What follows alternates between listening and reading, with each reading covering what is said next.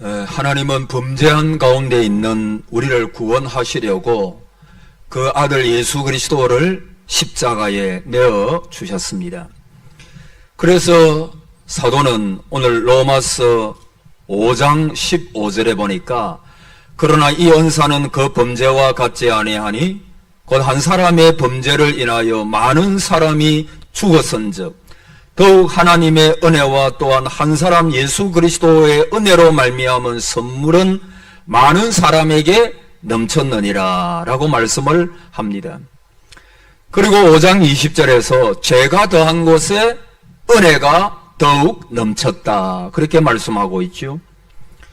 그리고 오늘 본문의 1절에 그런즉 우리가 무슨 말을 하리요? 은혜를 더하게 하려고 죄에 거하겠느냐. 2절에 보니까 그럴 수 없느니라. 죄에 대하여 죽은 우리가 어찌 그 가운데 더 살리요. 그렇게 말씀을 합니다. 사랑하는 성도 여러분, 우리가 로마서를 통해서 계속해서 강조하는 것이 뭐냐 하면 저와 여러분은 예수 그리스도를 믿기에 이미 의롭다함을 받았다라고 하는 것입니다. 그래서 오늘 본문에서는 의롭다함을 받은 자는 죄에 대하여 죽었다라고 말씀을 합니다. 그것을 3절에 보니까 무릇 그리스도 예수와 합하여 세례를 받은 우리는 그의 죽으심과 합하여 세례를 받은 줄을 알지 못하느냐. 여기에서 세례 이야기를 하고 있지요. 여러분, 우리가 예수 그리스도를 믿게 되면 그 다음 단계로 반드시 세례를 받게 합니다. 실제 이 세례, 우리 장로교 세례는 이제 앞에 나오셔서 이제 목사가 그 머리 위에 성수를 이렇게 합니다마는 그러나 조금 더 실감 있게 하는 것은 그 침례교입니다. 여러분 잘 아시는 대로 침례교는 완전히 그 침례 받는 분을 물 속에 담그는 것입니다. 어떤 목사님은 한참 담굽니다. 뭐 올라오려고 해도 막 누릅니다, 위에서. 왜냐하면 이제는 죄에 대해서 죽은 거예요. 여러분, 세례와 침례는 똑같은 것입니다. 말만 세례, 침례 그렇게 나눕니다만은 그러나 우리가 장로회에서 머리에 이제 성수를 하면 이제 머리가 젖으면 다 이제 세례 받고 물에 잠기는 것에 대한 상징이잖아요. 그래서 이제 세례를 받고 침례를 받고 그렇게 합니다.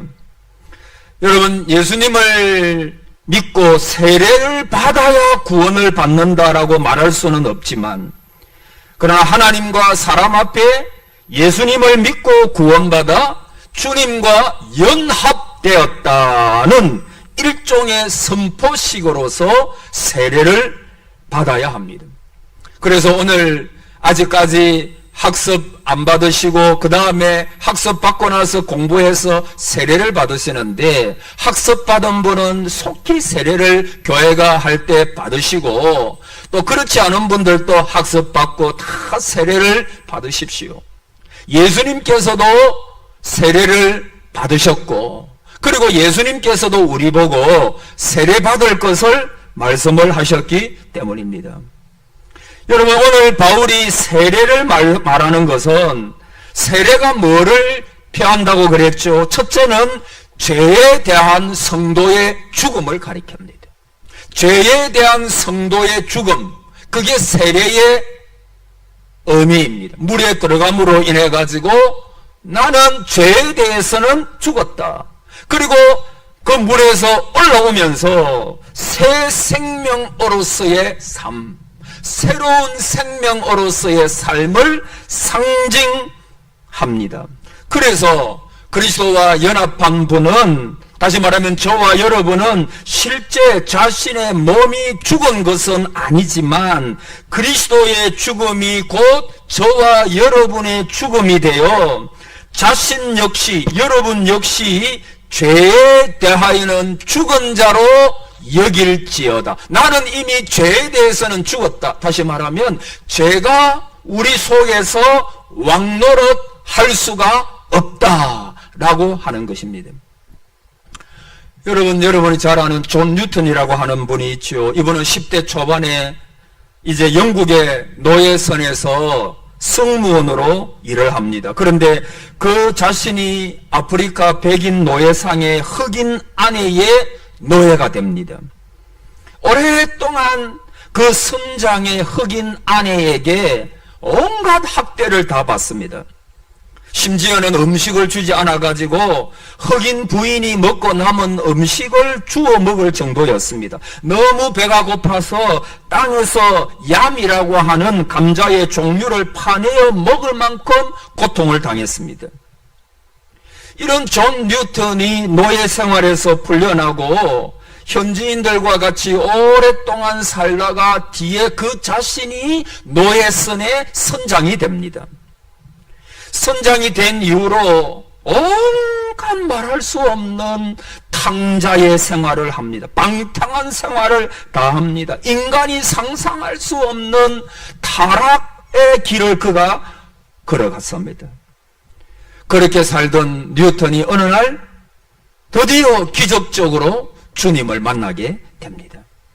회심한 이후에 그는 하나님의 은혜가 너무 감사해가지고 나와 같은 남봉꾼, 하나님께 삿대질 하던 자를 하나님의 백성 삼아 준 것이 너무나 감사해서 그는 찬송시를 많이 지었죠. 여러분이 잘 아십니다마는 나 같은 죄인 살리신 주원의 놀라와 잃었던 생명 찾았고 광명을 얻었다. 그가 후에 영국 런던에서 목회를 합니다. 아주 많은 사람들에게 주님의 은총을 전합니다. 그리고 그는 임종 전에 자신의 묘비를 자기가 썼습니다. 한때 불신자며 남봉꾼이던 나, 아프리카 노예들의 종인 내가 우리 주와 구주 예수 그리스도의 풍성한 긍휼로 인해 보존받고 용서받았다. 그리고 내가 한때 그토록 오랫동안 파괴시키기를 원했던 그 신앙을 전파하기 위하여 세움을 받았다 라고 그 묘비에 자기가 직접 썼다라고 하는 것입니다. 여러분, 우리들은 이 뉴턴 한 예를 들었지만은 이분을 통해서 죄에 죽고 하나님에 대하여 산 자, 새 생명 가운데서 살게 하시는 하나님의 놀라우신 은혜를 발견하게 됩니다. 여러분, 저와 여러분이 절대로 잊지 말아야 될 신앙의 정의를 바울이 말씀합니다. 본문에서 나는 그리스도와 함께 연합하여 죽었고 또 그리스도와 함께 연합하여 살았다. 여러분, 오늘 설교의 핵심이 이거예요. 그래서 이것만 기억하세요. 나는, 한번 따라해 보실래요? 나는 그리스도와 함께 연합하여 죽었고 그리스도와 함께 연합하여 살았다. 할렐루야. 여러분, 예수님께서 십자가에 돌아가실 때 저와 여러분은 태어나지도 않았지만, 그러나 성경이 말씀하는 진리가 뭐냐 하면 저와 여러분이 그리스도와 함께 있었고 그리스도가 죽으실 때 그리스도와 연합하여 함께 죽었다. 그리고 그리스도께서 3일 만에 부활하셨잖아요. 그 주님께서 부활하셨을 때 우리도 함께 부활했다. 그것이에요. 그게 사도 바울이 오늘 말하고 있는 우리가 잊지 말아야 될 중요한 신앙의 정의입니다. 그래서 예수님을 믿는 자는 영원히 죽지 않고 삽니다. 아멘. 여러분, 예수님 믿는 자는 이 땅에 태어나서 한 번은 죽어요. 그렇잖아요. 한 번 죽는 것은 하나님께서 정하신 것이라고 말했기 때문에 하나님의 그 정하신 것을 벗어날 사람은 아무도 없어요. 그러나 이 육신은 죽지만 우리의 영혼은 죽지 않고 우리의 죽은 이 몸은 화장을 하든지 매장을 하든지 어떤 것을 하든지 간에 흙에서 와서 흙으로 돌아갑니다. 그러나 그리스도께서 다시 재림하실 때 그 영혼과 우리의 몸이 다시 합하여 이제는 쇠하지 않는 몸, 아프지 않는 몸, 주님과 같은 몸으로 변화되어 우리가 영원히 천국에서 산다. 그것이 사도 바울의 논지입니다. 우리의 육신은 죽어서 무덤 속으로 갑니다. 그러나 우리의 영혼은 파멸의 자리인 지옥에 떨어지지 않고 하나님의 은혜의 세계로 들어가는 것입니다. 그러므로 저와 여러분은 더 이상 옛 자 속에서 살지 말라는 것입니다. 죄가 왕노를 하지 못한다고 말합니다. 물론 아직까지 저와 여러분에게는 옛 성품이 남아있어요. 그래서 순간순간 분노하고 시기하고 질투하고 악한 마음을 품고 그 마음이 아직까지 남아있는 것이 너무너무 싫지만 그러나 그게 아직까지 남아있어요. 그러나 또 한편으로는 저와 여러분이 은혜 속에 사는 자들입니다. 죄가 절대 왕노를 하지 못하는 자들입니다. 그래서 죄를 지을 때마다 우리는 하나님 앞에 회개하고 돌아오는 것입니다. 그게 성도의 삶이에요. 그래서 아침에도 회개하고 점심때도 회개, 자기 전에도 하나님 앞에 회개하는 것입니다. 여러분이 잘 아는 동화 있잖아요.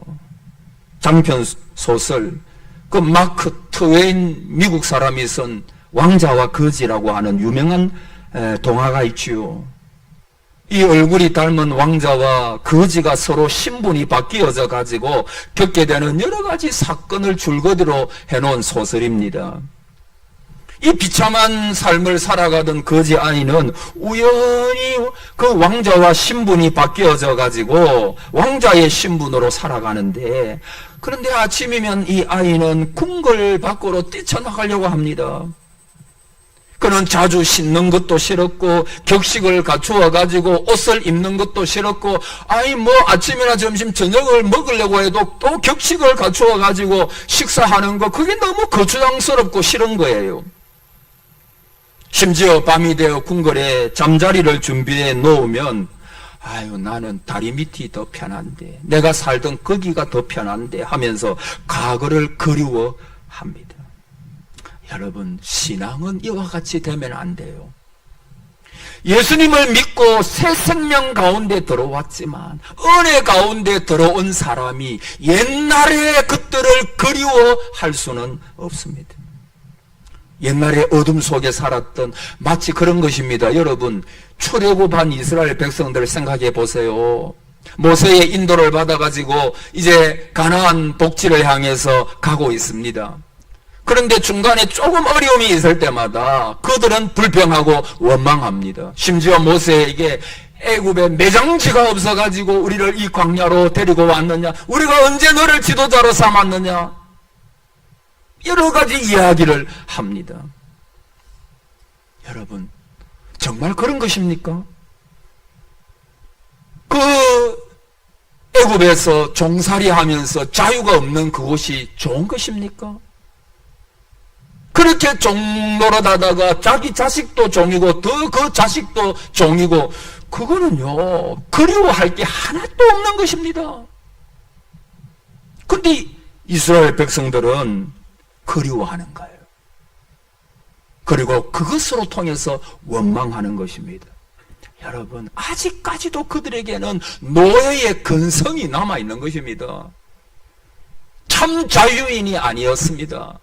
자유가 주어졌는데 자유를 누리지를 못합니다. 그 자유가 얼마나 소중한 것인가를 그들은 깨닫지 못합니다. 여러분, 오늘 저와 여러분이 자유롭게 이 예배당에 나와서 예배드림이 은혜인 줄을 믿습니다. 이게 은혜입니다. 우리가 만약에 저 이북에서 태어났다면 우리는 아바이 동묵을 하면서 그 잘못된 우상을, 사람 우상을, 그리고 죽은 우상 앞에 절을 하는 그런 사람이 되어 있지 않겠어요? 생각해 보면 우리가 이 좋은 나라에, 이 자유가 있는 나라에 우리가 태어나게 하나님께서 하셔서 우리가 뭐 여기에 태어나고 싶어서 태어난 분이 아무도 없잖아요. 여러분, 우리가 나라 잘 만난 거, 그 복이 물론 여러 가지 뭐 어려움도 있고 비판할 거리도 있고 그렇잖아요. 그러나 여러분 또 생각해 보십시오. 얼마나 이 나라가 소중한 나라인가. 이 나라가 얼마나 우리에게 소중한 나라이고 자유가 얼마나 놀라운 것인가. 그걸 생각해 보면요, 하나님 앞에 감사하지 않을 수가 없습니다. 4절에 보니까 그러므로 우리가 그의 죽으심과 합하여 세례를 받음으로 그와 함께 장사되었나니 이는 아버지의 영광으로 말미암아 그리스도를 죽은 자 가운데에서 살리심과 같이 우리로 또한 한 번 더 따라해 봅시다. 새 생명 가운데서 행하게 하려 함이라. 오늘 설교 제목이에요. 새 생명. 여기 새 생명이라고 하는 것은 생명의 새로움이라고 번역되는데 적인 새로움입니다. 여러분, 고후 5장 17절에 보면 뭐라고 이전 것은 지나갔으니 보라, 뭐가 되었어요? 새 것이 되었다. 거기에 새 것, 여기에 새 생명 가운데 똑같은 말입니다. 여러분, 우리가 새롭게 되었다. 이전 것은 지나가고 새롭게 되었다라고 하는 말은 그냥 내가 조금 좋아졌다 그 말이 아니지요. 완전히 질적으로 변화된 것입니다. 전에는 죄의 종이었는데 이제는 의의 종이 되고 하나님의 자녀가 되었다는 것입니다. 새 사람입니다. 생명의 새로운 것입니다. 여러분, 우리의 이전 모든 몸은 영원한 것이 아닙니다. 그리고 얼마 지나지 않아 죽어 심판받게 되었습니다. 그러나 그리스도의 피로 말미암아, 그분으로 말미암아 새로운 생명을 얻었습니다. 이것은 영원한 생명입니다. 그리스도 안에 감추어진 새로운 생명입니다. 그러므로 오늘 바울은 무엇을 말하느냐 하면 이겁니다. 사도 바울은 서신서에 보면요, 늘 두 가지 삶을 이야기합니다. 첫째는 육신의 삶이에요.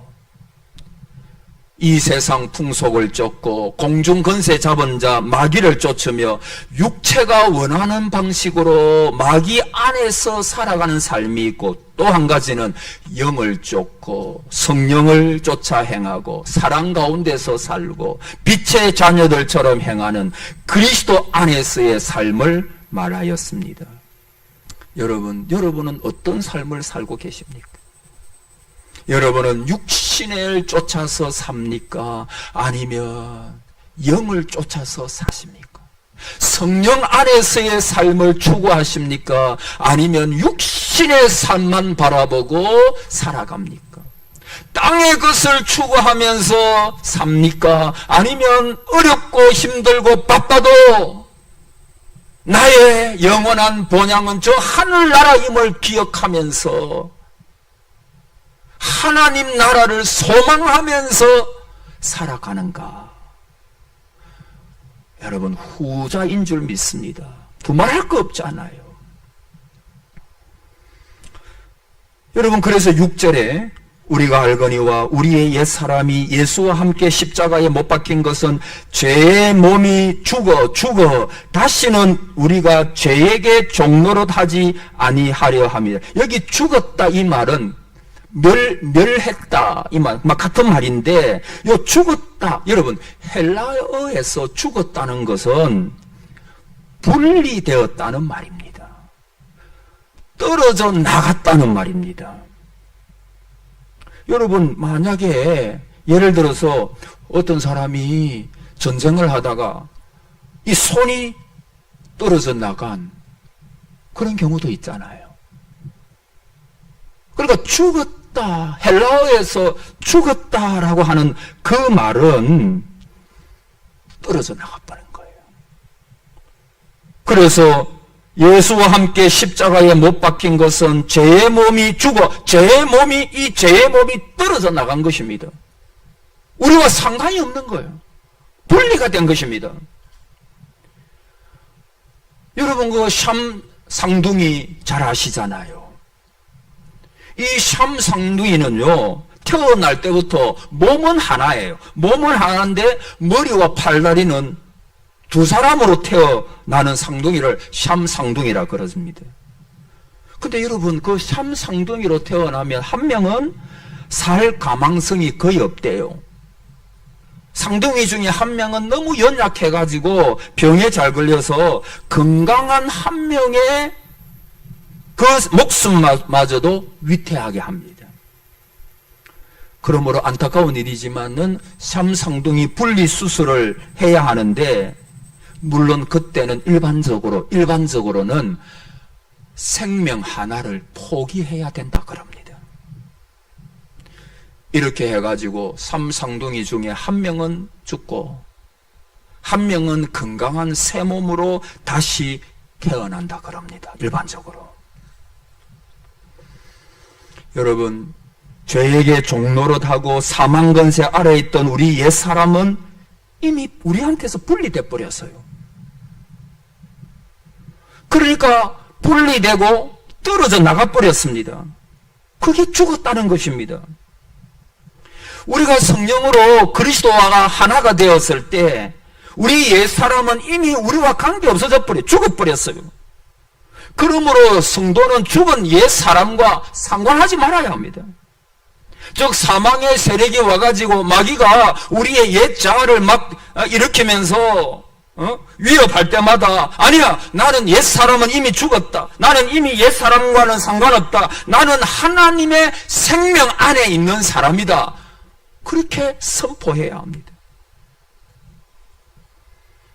사탄이 정죄감을 줄 때마다 자신의 구원을 의심하는 성도는 이미 죽어버린 자기의 옛사람을 다시 바라보는 자입니다. 어떻게 그럴 수가 있습니까? 어떻게 죽어버린 거, 분리되어 버린 거, 그거 자꾸 바라보고 그거 원하고 그런 삶을 살 수 있느냐? 그거는 이미 내 몸에서 떨어져 나가버렸는데 그 더럽고 그 추한 그것을 우리가 맨날 그거 사모하고 원하고 바라고, 그거는 이상하다 그 말입니다.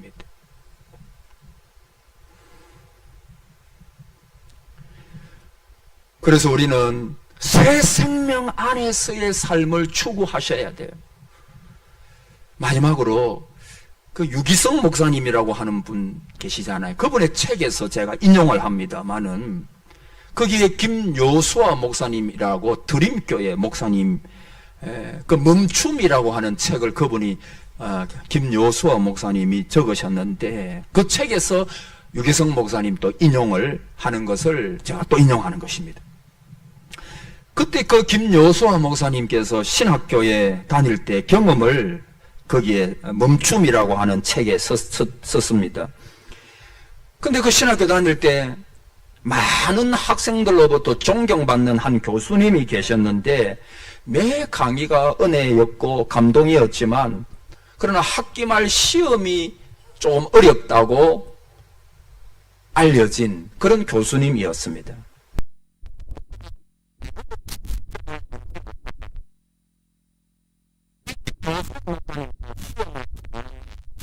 받자 그 이유를 알 수 있었다고 합니다. 시험 문제가 어려운 것이 아니라 시험지 맨 위쪽에 적힌 질문을 보고 진땀을 흘리게 되었습니다. 거기는 이렇게 적혀 있었다고 합니다. 당신은 이번 학기에 할당된 독서 과제를 100% 읽었습니까? 예 라고 쓰면 10점을 더 받고 아니요 라고 쓰면 10점을 깎이는 것입니다. 이 목사님은 솔직히 신학교 다닐 때 그 시험지를 앞에 두고 자기가 그 교수님이 다 읽으라고 한 책을 다 읽지 못했습니다.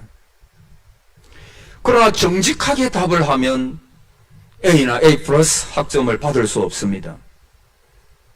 질문 아래 써놓은 그 교수님의 멘트가 더 괴롭혔습니다. 이렇게 교수님이 문제지에 써놓았습니다. 만약 당신이 이 질문에 정직하게 답할 수 없다면 절대로 목회를 하지 마십시오. 당신의 인격의 순진함의 결여가 하나님의 영광을 가리고 목회의 치명적인 걸림돌이 될 것입니다. 한마디로 말하면 하나님 앞에서의 정직 시험입니다. 이 목사님이 신학생 때 종이 울리기까지 실험하다가 다 안 읽었는데 예라고 표시하고 시험지를 제출했습니다. 이게 옛사람이 죽지 않은 사람의 삶이죠. 근데 성적은 제일 좋은 학점이 나왔고 전체 학생 중에서 그렇게 좋은 학점을 받은 사람은 2사람뿐이었다고 합니다. 근데 그 후에 성령님께서 마음을 찌르시는 거예요. 여러분, 예수 믿는 사람이 죄를 범하면 성령님께서 마음을 찌르시는 거 그거 당연한 거잖아요. 우리는 화인 맞은 양심이 아니잖아요. 이러면 안 되는데 하면서 죄를 잘 짓는 우리잖아요. 근데 그때 성령님께서 우리의 마음을 찌르십니다. 그러니까 이 김여수아 목사님이 괴로워서 견딜 수가 없는 것입니다. 그래서 결국 교수님을 찾아가 가지고 눈물로 고백하고 용서를 구하며 학점을 취소해 주기를 요청했습니다. 그게 바로 자아가 죽은 사람이죠. 그 교수님이 답하기를, 여호수아, 너는 목회자가 되려면 나의 많은 도움이 필요하겠어. 내가 너를 도울 테니까 나와 정기적인 만남을 가질 수 있겠니? 너가 하나님의 사람이 될 수 있도록 내가 너를 도와주겠다. 그리고 3년 동안 교수님을 정기적으로 만났다고 합니다. 교수님과의 만남은 굉장히 고통스러웠다고 합니다. 도망가고 싶을 때가 많았습니다. 교수님의 질문 앞에 머뭇거릴 때면 교수님은 너가 지금 내게 거짓을 말하면 당장은 부끄러움을 모면할 수 있겠지만 결국은 그 거짓 때문에 더 큰 수치를 당하게 될 것이다 라고 하면서 정직하게 자신의 모습을 드러내도록 고백하도록 격려해 주었습니다.